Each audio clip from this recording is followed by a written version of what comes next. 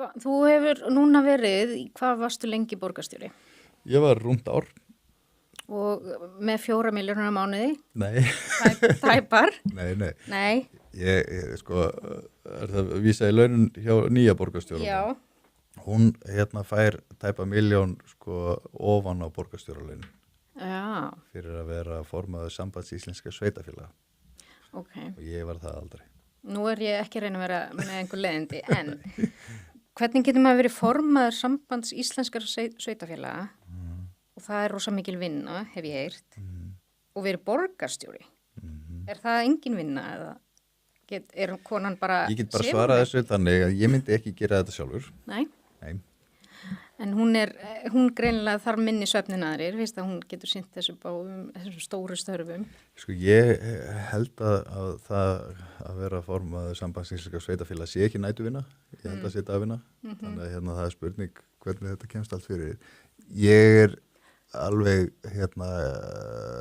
ég er eindrið þeirra skoðunar að borgarstjóra starfið sé þess eðlis að þú verðir að sýna því bara af allir þínu starfsorku. Já. Og þú getur ekkert gert neitt annað á meðan. Nei.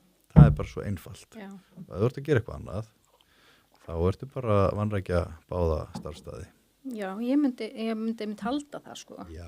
Ekki það, þú veist, En ég ætla ekki að einum ofsjónum yfir því að konan sé með launi. Nei, þetta snýst eiginlega ekkert launin, sko, jú, maður getur haft skoðan á þessum launum, en en bara mín reynsla því að vera borgarstjóri er svo að maður ætlar að gera það vel.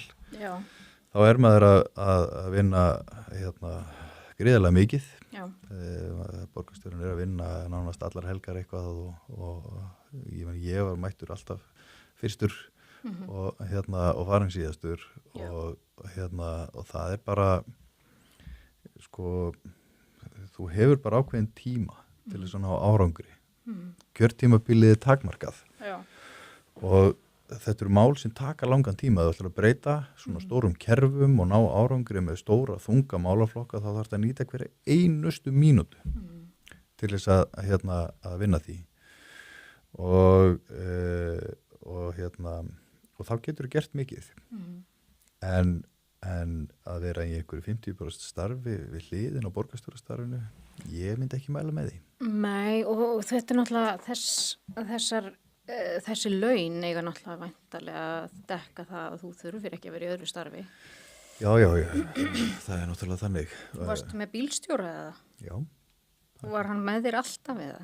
Ég hef oft hugsað þetta. Nei, hann er sko bílstjóri borgarstjóra. Hann er sem sagt, í ráðningarsamningnum er það þannig að borgarstjóri hefur aðgang að embættisbifreið og með bílstjóra. Og það nær utan þær ferðir sem að hann er að fara í á vegum borgarstjórnar, borgarinnar. Og en sko þegar borgarstjóri er á fundunum, þegar maður situr stundum kannski bara 4-5 tíma og það bara kemur fólk hver hópurinn inn á fætur öðrum á fund með mér, þá er náttúrulega bílstjórinn bara að sendast með alls konar skjöl og fyrir borgina sko. Já. Hann fer póstrúndin á mótnana út á alla miðstöðarnar og hann er bara á fullu sem svona sendill fyrir borgina. Og að því að fundadagskrán mín liggur fyrir, skilur að mestu leyti, nema eitthvað óvænt kom upp á. Já. Þannig að hann skutla mér á fundi út í borg og það er mjög gagnlegt vegna þess að dagskrán er rosalega þétt. Já. Og það er alveg eins og ráðherrarnir sem að fá akstur, þá ég hugsa að dagskrá borgarstjórans sé nú í flestum tilvikum jafnvel þéttari heldur en ráðherrana.